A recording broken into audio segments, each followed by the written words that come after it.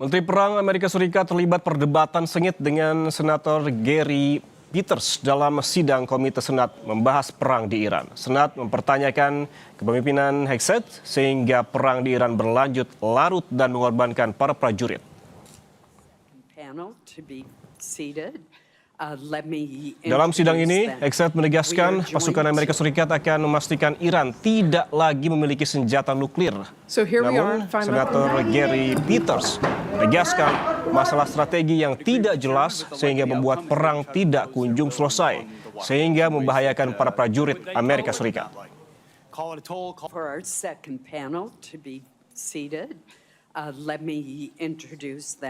I think your characterization of this incredible effort as a failure is reckless.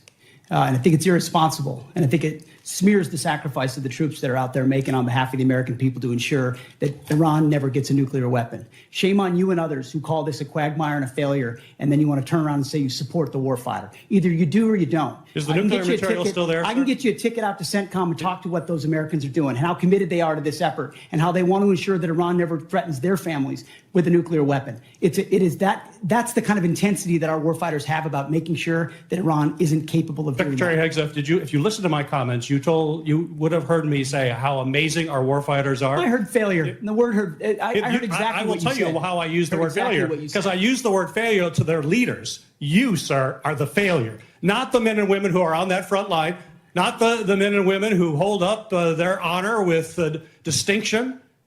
But if there's a lack of a winning strategy, they're in harm's way. Their leaders have failed them.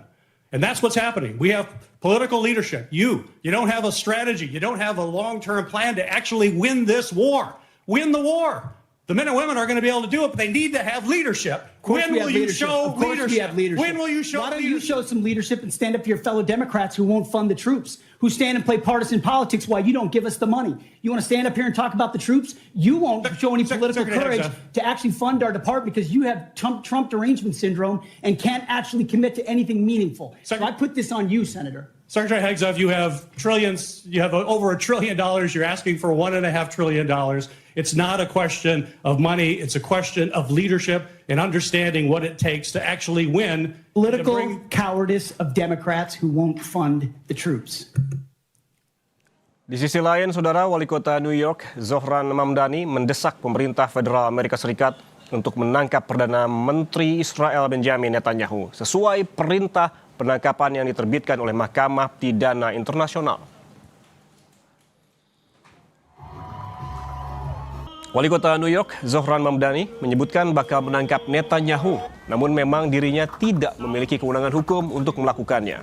Karena itu, dia meminta pemerintah Federal Amerika Serikat melaksanakan surat perintah penangkapan Netanyahu sesuai dengan keputusan Mahkamah Pidana Internasional. Netanyahu berpeluang melakukan perjalanan ke New York untuk mengikuti sidang umum PBB pada September mendatang. It is clear that we do not have the independent legal authority to enforce this warrant. The federal government, however, does, and I call on them to join the ICC and execute this warrant. And I want to be equally clear. Benjamin Netanyahu is not welcome in New York City, nor is any other war criminal at large. Saudara, Iran mengultimatum Amerika Serikat untuk memperluas perang jika serangan Amerika Serikat terus berlanjut. Lalu bagaimana Iran mempersiapkan perang habis-habisan melawan Amerika Serikat dan sekutunya di kawasan? Berikut ulasan praktisi dan pengajar hubungan internasional Sinergi Policy, Dina Prapto Raharja untuk Anda. Ya, Iran ultimatum Amerika Serikat akan menyerang habis-habisan kalau adu kuat. Apa respon Amerika? Iran dalam posisi nggak mungkin mundur ya, sehingga sebenarnya apapun yang terjadi, Iran pasti berusaha untuk mendapatkan status yang lebih baik di kawasan dan sebenarnya posisinya tetap sama ya, dia berharap mendapatkan rekognisi bahwa stabilitas di kawasan Timur Tengah itu wajib melibatkan Iran, sehingga isolasi dan sanksi ekonomi yang berkepanjangan terhadap Iran otomatis harus dicabut. Makanya Hormuz dia pegang terus. Jadi Amerika Serikat dalam posisi dalam kepentingan dalam negerinya sendiri adalah untuk menunjukkan bahwa apa yang diinisiasi tanggal 28 Februari 2026 itu adalah jalan yang benar. Itu aja, dia berusaha mempertahankan bahwa apa yang dilakukan itu bukan yang keliru gitu. Oke. Masalahnya ya memang ternyata sepanjang perjalanan ini ada begitu banyak resistensi yang besar ya dari pihak Iran. Kalau Iran tidak mungkin mundur, bahkan mengultimatum Amerika Serikat, dia dapat dukungan politik dari mana, Mbak Dina? Dapat tidaknya dukungan politik dari negara lain itu adalah hal tambahan begitu buat Iran. Jadi satu, saya mau sorot dari dalam negerinya Iran sendiri. Iran itu kan punya pengalaman historis diserang habis-habisan ya, dalam perang Iran-Irak, kemudian juga saat dia dilumpuhkan di revolusi Iran, sehingga dengan posisi yang sudah terjepit habis jatuh revolusi 79 itu, dia langsung diserang oleh Irak dibantu oleh Amerika Serikat. Bisa dibayangkan situasi di dalam negeri Iran itu melakukan penyesuaian. Jadi yang kita hadapi sekarang ini, mereka akan terlintas lagi apa yang pernah mereka alami, sehingga mereka melihat nggak mungkin bahwa perang ini akan berlangsung pendek, mereka justru harus bersiap jangka panjang. Dari sisi dukungan eksternal, saya melihatnya negara-negara di kawasan, terutama negara Gulf, negara-negara Teluk, ini dalam posisi yang sekarang diperlakukan kurang patut sebenarnya sebagai mitranya Amerika Serikat. Jadi dari pihak negara-negara Teluk ini sekarang posisi berusaha sebenarnya jangan sampai Iran itu terlalu digencet, karena kalau digencet, ditekan, efeknya itu justru Iran akan melawan ke negara-negara yang terdekat. Tapi kenapa, pertanyaannya adalah kenapa Iran justru memilih untuk menyerang negara-negara Teluk? Negara-negara Teluk itu simbol, dan di satu sisi negara-negara Teluk itu juga punya basis militer. Dan mereka mengandalkan ketergantungan pada jasa perlindungan militer dari Amerika Serikat. Itu yang menjadi simbol bahwa eksistensi Iran itu tidak mungkin dengan eksistensi dari Amerika Serikat di kawasan itu bisa bersama. Harus ada posisi yang disepakati dari kedua belah pihak, entah Amerika cabut dari Timur Tengah, dari military bases yang ada di negara-negara Teluk, atau memang Iran harus diakui bahwa dia memang pemain yang penting di kawasan. Ya, kalau sebagai simbol pun kita ketahui bahwa negara Teluk itu ada pangkalan militer Amerika Serikat, begitu ya. Lalu apakah nanti negara Teluk akan diam saja atau menunggu apa gerakan permintaan dari Amerika? Negara-negara Teluk sekarang dalam posisi melakukan transisi sebenarnya. Mereka juga melakukan penyesuaian. Mereka tahu dengan semakin lemahnya Amerika Serikat dari segi amunisi, kemudian juga dari segi teknologi persenjataan, sekarang sudah ada pesaing dari Amerika Serikat.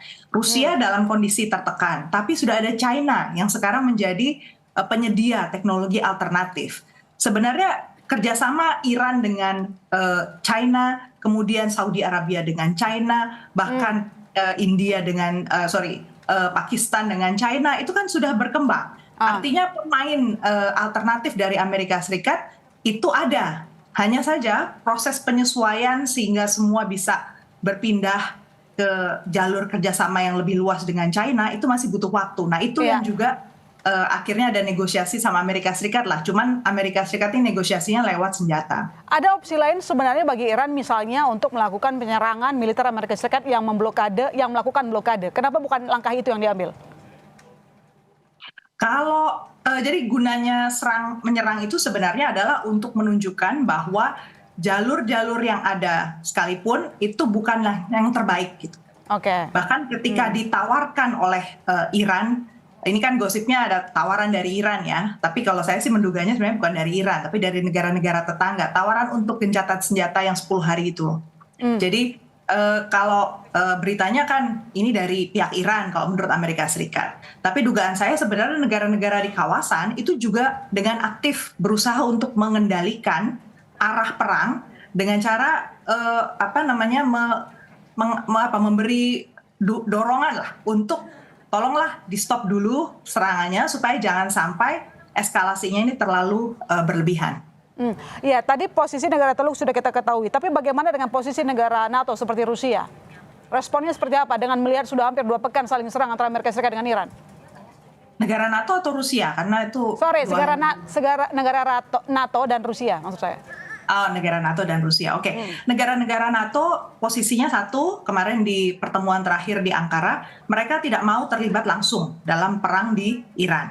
Dan konsekuensinya kemudian Menteri Perang Amerika Serikat sudah datang kembali lagi, kemudian bilang, kalau gitu kita evaluasi kehadiran Amerika Serikat di pangkalan-pangkalan militer di negara-negara NATO, khususnya yang disorot adalah Spanyol dan Italia. Artinya, kedepannya ini udah pastilah Spanyol dan Italia akan melakukan upaya-upaya di mana mereka bisa lebih mandiri secara militer. Dari segi Rusia, kita lihat bahwa pertemuan terakhir di Ankara itu menunjukkan militerisasi yang lebih tinggi, anggaran pertahanan, bahkan ada bank multilateral yang diciptakan oleh negara-negara NATO bersama dengan Kanada untuk membiayai pengembangan senjata-senjata presisi jarak jauh. Dan ini artinya Rusia itu menjadi salah satu target sasaran. Jadi Rusia ini dalam posisi yang dibidik betul oleh Rusia, jadi oleh NATO, sehingga artinya ke depannya ini sebenarnya posisi Rusia dalam posisi yang masih ditekan oleh NATO. Berarti urusan Timur Tengah sebenarnya itu masih menjadi domainnya Amerika Serikat. Dan apakah memang Anda melihat bahwa nanti akan terbuka perang yang lebih luas, apalagi kita lihat juga ada ancaman terkait dengan Selat Hormuz atau mungkin juga ada ketegangan di Al-Mandeb. Bagaimana dengan situasi harga minyak saat ini juga sudah mulai mendidih begitu, Mbak Dina? Bagaimana dampaknya terhadap negara-negara kawasan? Satu, negara-negara kawasan jelas agenda mereka untuk menjadikan ekonominya lebih diversified, punya sumber penghasilan baru dari pengembangan AI, kemudian juga perbankan, kemudian ada turisme. Mereka kan sebenarnya sudah menyiapkan ya aneka infrastruktur dasar supaya investasi-investasi asing masuk ke kawasan Teluk. Kenyataannya dengan ketidakpastian yang ada dan diprediksi ini akan jangka panjang, maka dana yang mereka miliki itu harus dipindahkan ke luar negeri. Artinya yang kita lihat di dalam negeri negara-negara Teluk itu pasti ada penyusutan ekonomi selama mereka bertransisi memindahkan dana-dananya ke luar kawasan. Yang diharapkan oleh Amerika Serikat, ini yang kemarin negosiasi juga dari pihak Amerika dengan negara Teluk adalah pindahnya ke Amerika dong. Nah, kalau saya lihat sih dalam jangka panjang justru negara-negara kawasan di Teluk itu akan berusaha untuk satu sisi tidak akan mengkonfrontir langsung bilang tidak pada Amerika Serikat, tapi mereka menyimpan dananya untuk bekerja sama dengan mitra lain. Salah satunya yang paling utama adalah China. Saudara, Amerika Serikat mengajukan tambahan dana perang ke Kongres. Apakah ini sinyal bahwa Amerika memilih perang skala penuh dengan Iran? Berikut analisis pengamat militer Said Anton Ali Abbas. AS ini mengajukan tambahan anggaran perang. Apakah ini sinyal AS memilih melanjutkan perang berkepanjangan dibanding meneruskan untuk upaya damai, Mas Anton? Ya, jelas pastinya ketika meneruskan perang itu membutuhkan ongkos, gitu ya. Itu satu. Kenapa?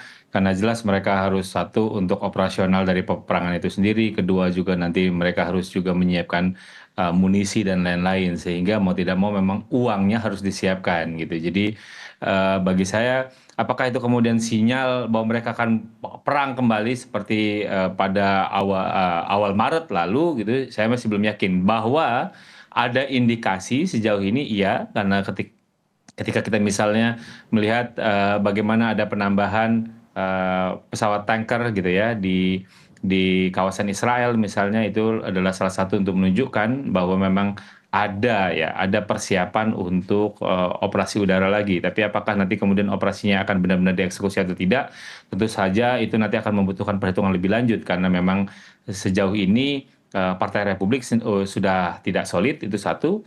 Kedua, dukungan publik atau approval terkait perang Iran itu sudah menyentuh angka 30%. Artinya udah sangat rendah gitu. Jadi dengan kata lain, ketika mereka sedang bersiap untuk menghadapi pemilu sela, tentu saja ini ada potensi akan melemahkan posisi Partai Republik itu sendiri. Jadi kita di satu sisi bahwa ada indikasi seperti itu, tapi apakah itu nanti dieksekusi atau tidak, itu tentu saja lain soal. Artinya begini, Mas Anton, ada indikasi bahwa memang potensinya kecil untuk mencairkan dana permintaan untuk kembali perang oleh AS dari parlemen. Ya, karena pastinya akan tough ya, apalagi misalnya parlemen sendiri kan sudah menggolkan War Power Resolution ya, di mana bahwa ketika untuk melanjutkan perang itu membutuhkan otorisasi dari parlemen. Itu saya pikir itu, dan apalagi ada sejumlah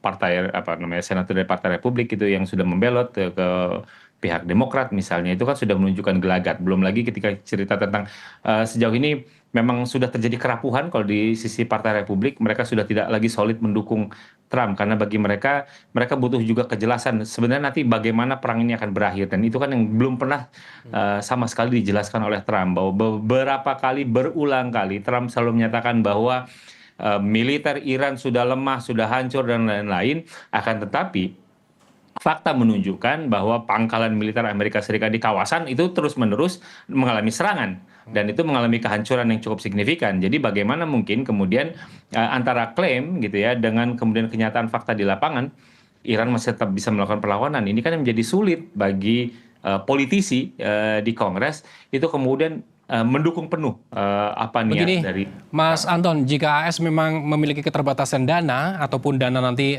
di stop, bagaimana Anda melihat kekuatan AS untuk jika terjadi perang lanjutan? Ya, sejauh ini sih yang saya lihat adalah perangnya memang sifatnya adalah limited war, bukan model perang besar selayaknya pada awal Maret lalu gitu ya. Jadi serangan-serangan ditujukan adalah instalasi militer yang diserang di daerah Iran, misalnya di Iran Selatan, lalu memang udah ada beberapa infrastruktur, tapi sejauh ini ada perang-perang terbatas gitu ya. Jadi sasaran-sasaran terbatas yang memang dicoba kontrol oleh pihak Amerika Serikat damage-nya gitu ya. Jadi mereka memang tidak lagi menerapkan strategi pada awal peperangan ini terjadi pada akhir Februari dan awal Maret misalnya. Jadi kita bisa lihat bagaimana pola target, pemilihan target serangan dan lain-lain itu jauh berbeda. Jadi saya melihatnya memang eskalasi kali ini itu memang untuk mengimbangi diplomasi negosiasi yang sedang dilakukan gitu. Jadi saya tidak melihat bahwa misalnya proses negosiasi damai itu kemudian sudah hancur, sudah stop sama sekali, enggak.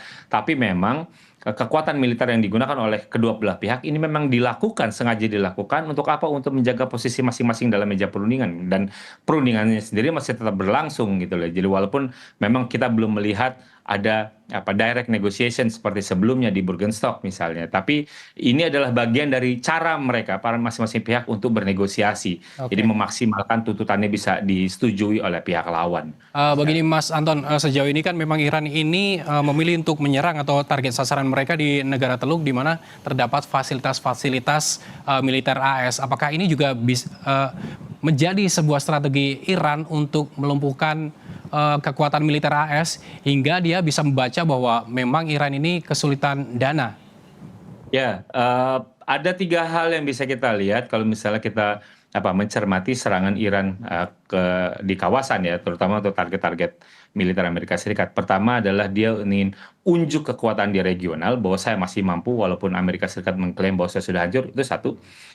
Kedua, dia juga ingin memberikan tekanan psikologis pada negara-negara di kawasan bahwa sudahlah jangan memberikan perlindungan atau dukung Amerika Serikat. Yang ketiga tentu saja yang bagi saya ini adalah pilihan realistis dari Iran untuk menghindari terjadinya eskalasi yang tidak perlu gitu. Kenapa? Karena dia melihat bahwa serangan balasan saya ke Amerika Serikat cukup kepada instalasi militer mereka di sini, bukan langsung misalnya menyerang kapal perang ataupun kapal induk yang ada di Laut Arab misalnya. Itu tentu saja akan memicu eskalasi, akan jauh lebih cepat ketimbang misalnya serangan-serangan di sini. Jadi saya melihatnya ada tiga hal itu ya Mas. Jadi memang pilihan itu pun juga Iran sendiri sudah mengontrol bahwa akan sejauh mana dampaknya. Toh misalnya sejauh ini negara-negara di kawasan itu selalu melihat, sejauh ini masih melihat bahwa ini adalah bukan perang kita. Jadi ngapain kita harus repot-repot untuk ikut terlibat misalnya, walaupun mereka kemudian masih mengecam dan lain-lain. Mas Anton, Mas Anton, dengan kondisi seperti saat ini masih ada nggak sih harapan damai untuk keduanya? Saya pikir kalau masih ada iya, karena saya mendapatkan informasi misalnya dari mediator, ini ada mediator ada 4 negara, ada Oman, ada Qatar, ada Mesir dan ada Pakistan masih mengupayakan untuk terjadinya kelanjutan dan negosiasi. Ini sekarang ini ada proposal gencatan senjata selama 10 hari, gitu, gencatan selama 10 hari, dan fokusnya adalah bagaimana menyepakati adanya koridor tengah di Selat Hormuz. Jadi koridor tengah di Selat Hormuz ini ada wilayah antara Oman dan Iran itu yang kemudian menjadi jalur pelayaran. Ini yang rencananya akan dinegosiasi, walaupun sekitar ketika cerita tentang time frame-nya 10 hari itu disebutkan bahwa itu adalah usulan dari Iran, sementara dari Amerika Serikat mereka sejauh ini belum menyepakati time frame-nya adalah 10 hari. Mereka inginnya lebih panjang gitu, karena bagi mereka 10 hari itu adalah terlalu absurd gitu. Baik, tentunya kita berharap bahwa negosiasi ini bisa dilakukan dan kesepakatan damai bisa tercapai. Terima kasih Mas Anton Ali Abbas.